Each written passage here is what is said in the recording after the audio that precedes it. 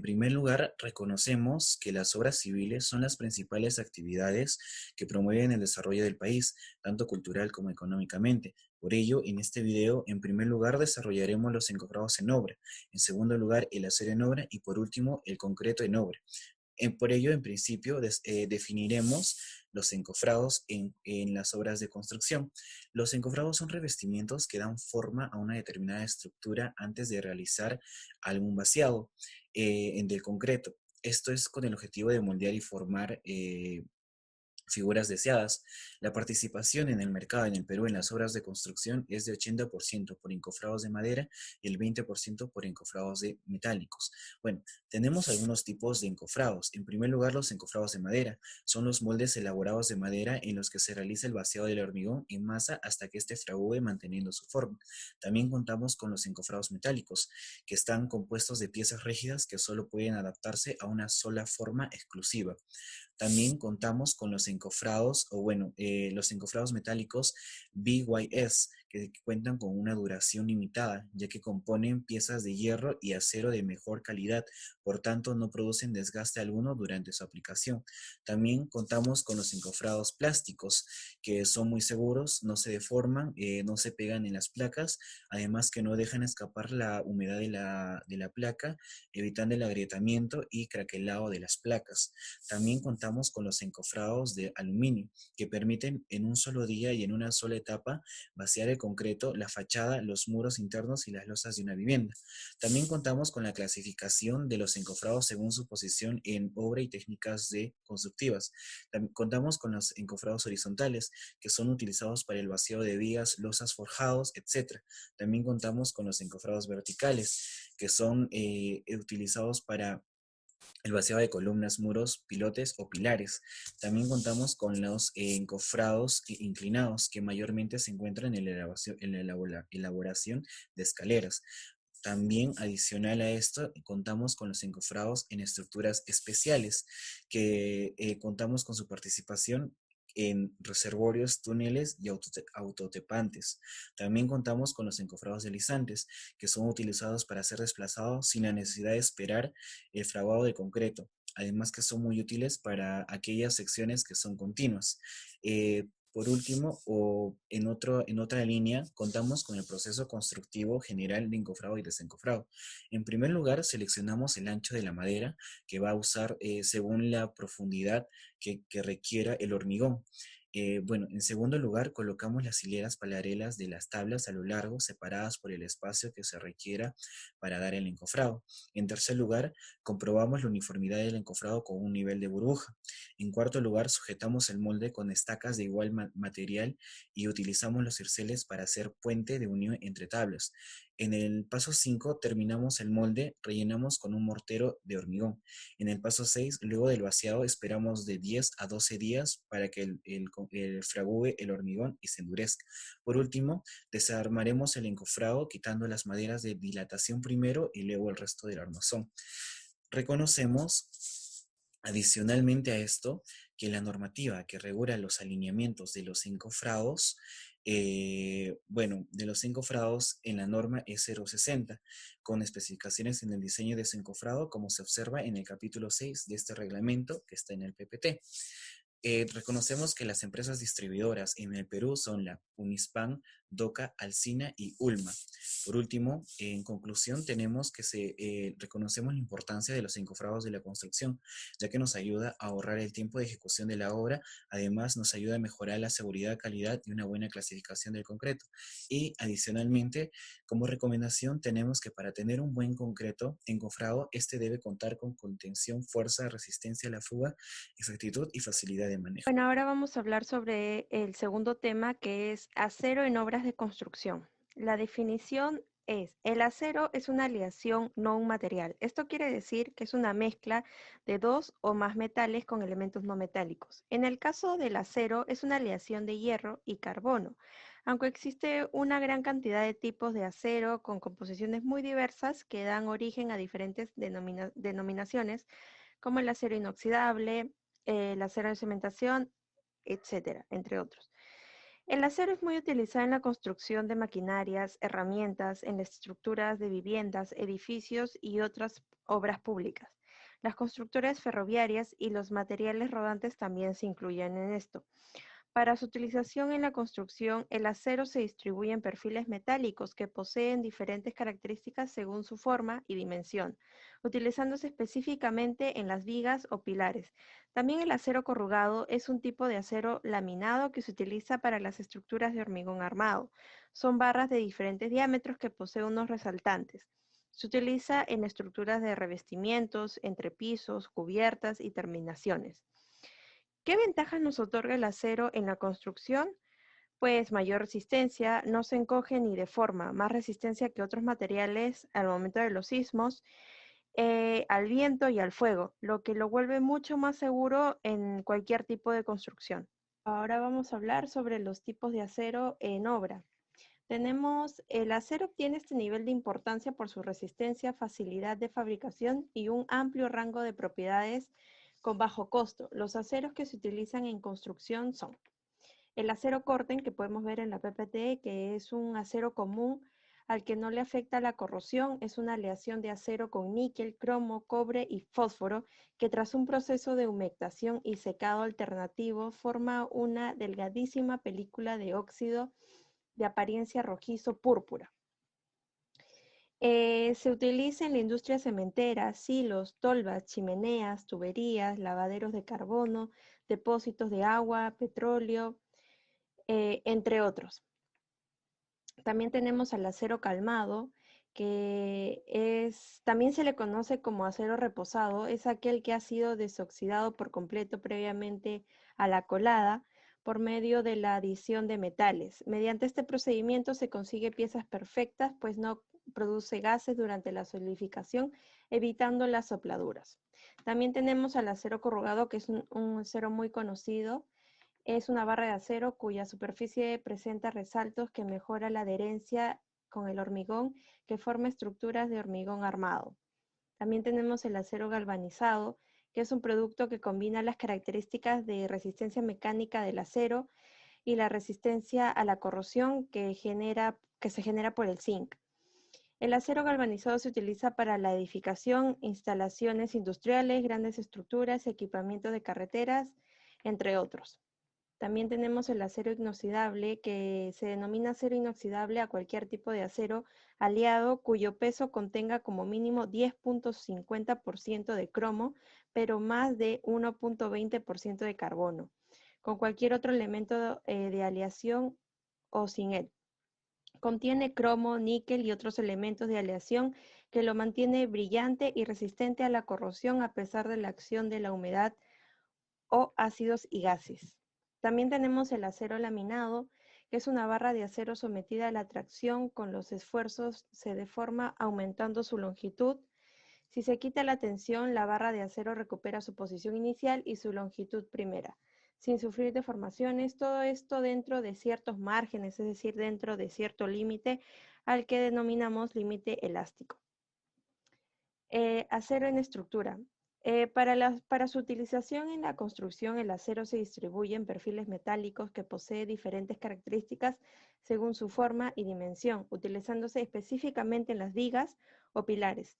También el acero corrugado es un tipo de acero laminado que se utiliza para las estructuras de hormigón armado. En la PPT podemos apreciar cómo se utiliza para las placas, el acero y vigas, entre otras. A continuación les voy a explicar el proceso constructivo de servicio. En los procesos tenemos la verificación y conteo, tenemos la descarga, tenemos el transporte y tenemos el almacenaje o stock.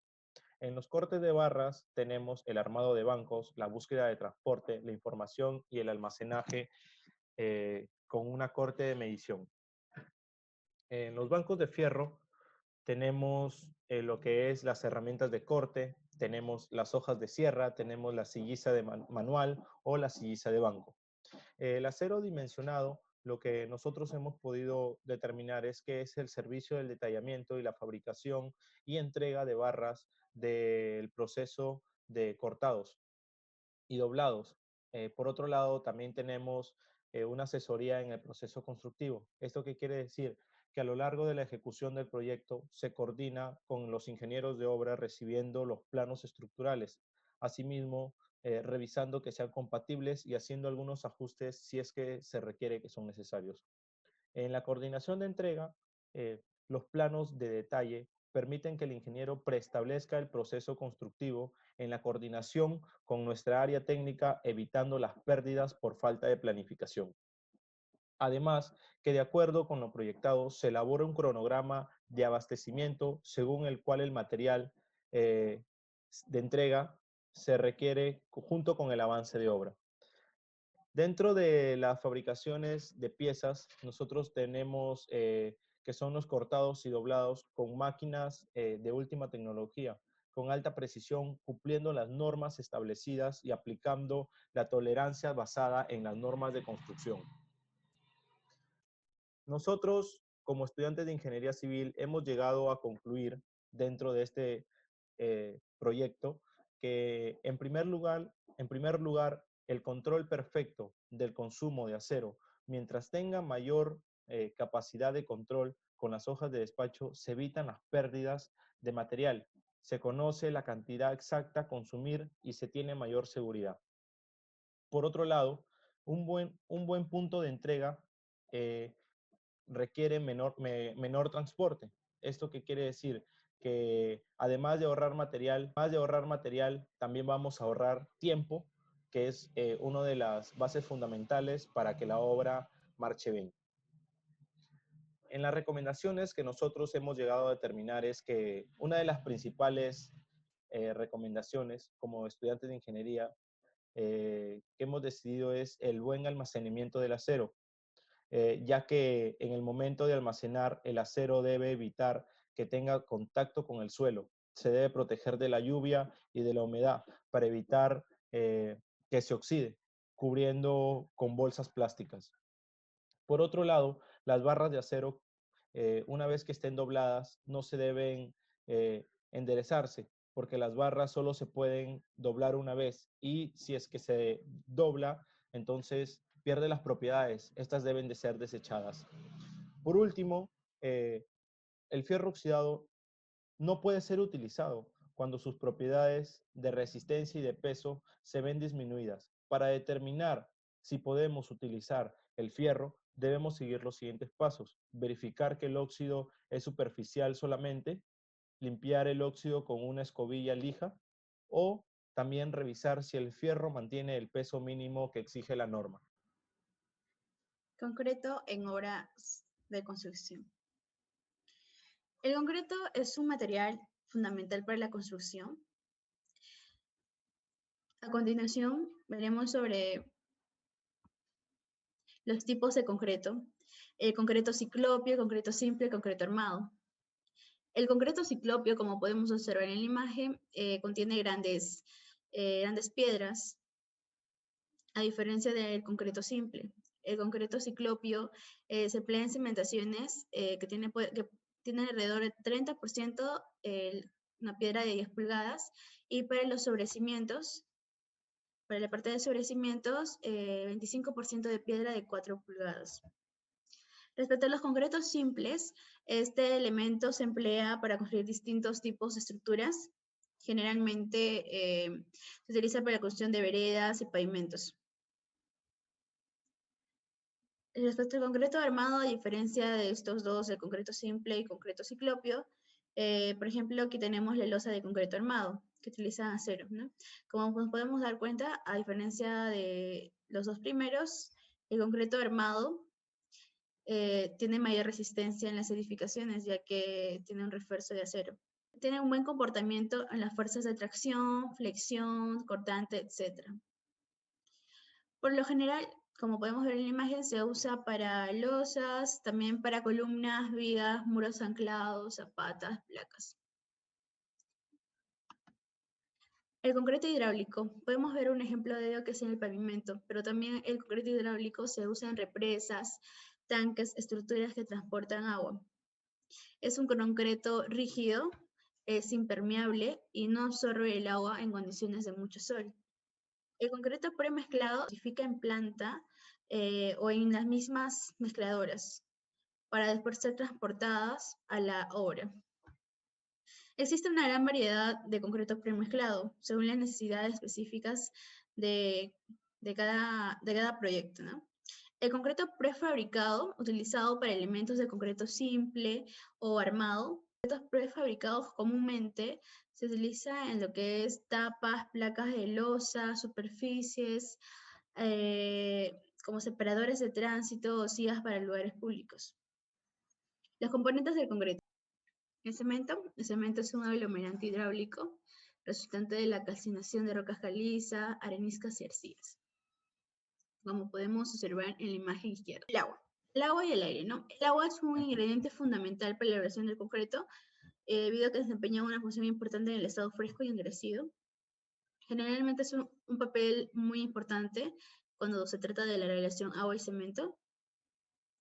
El contenido del aire en concreto a veces son elementos pasivos que no se toman mucho en cuenta, sin embargo, en construcciones modernas tiene mucha importancia. Los agregados finos y los agregadores. La importancia de estos agregados es que son alrededor del 75% por metro cúbico del concreto y son los que hacen que este sea un material económico en la construcción. Respecto a los plastificantes, el plastificante reduce el agua entre el 5 y el 12%.